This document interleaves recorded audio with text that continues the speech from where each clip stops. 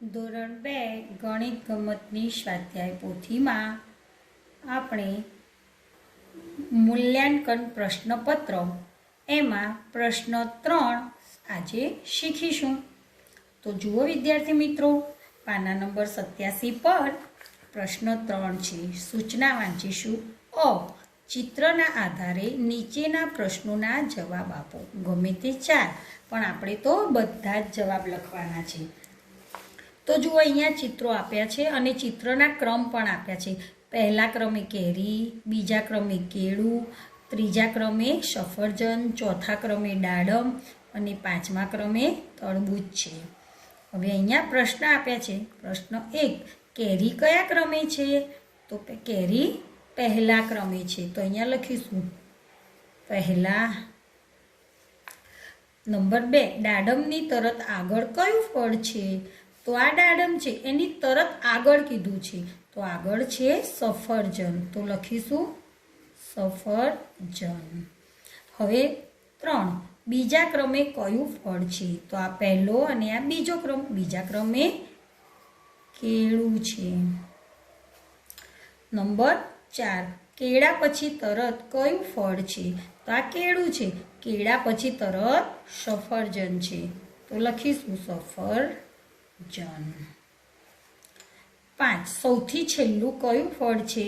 તો આ સૌથી છેલ્લું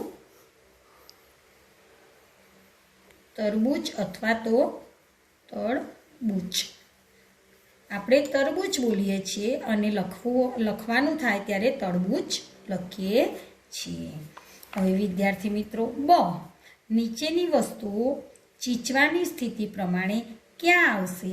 બોક્સમાં તેનો ક્રમ લખો। તો જુઓ વિદ્યાર્થી મિત્રો, ચીચવામાં ઉપર જે વસ્તુ જાય અથવા ચીચવો ઊંચે જાય અને જે વસ્તુ હોય એ હલકી હોય અને જે નીચેનો ભાગ ચીચવાનો હોય ત્યાં વસ્તુ ભારે હોય, એટલે કે બે વસ્તુમાં જેનું વજન વધારે હશે તે નીચે રહેશે અને જેનું વજન ઓછું હશે તે ઉપર જશે। તો અહીંયા આગળ બે વસ્તુ છે, કુકર અને નાનો વાડકો અથવા તો બાઉલ।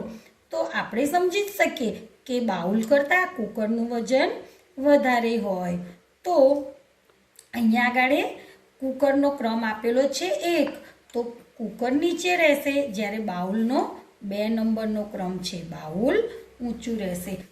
પાના નંબર 88 પર જોઈશું।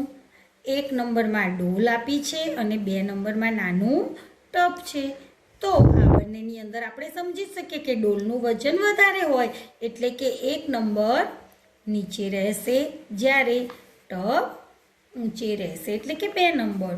એ જ રીતના અહીંયા 2 બોટલ આપી છે વિદ્યાર્થી મિત્રો, પણ ધ્યાનથી જુઓ તો આ એક બોટલ છે એ ખાલી છે, જ્યારે બીજી બોટલમાં પાણી ભરેલું છે।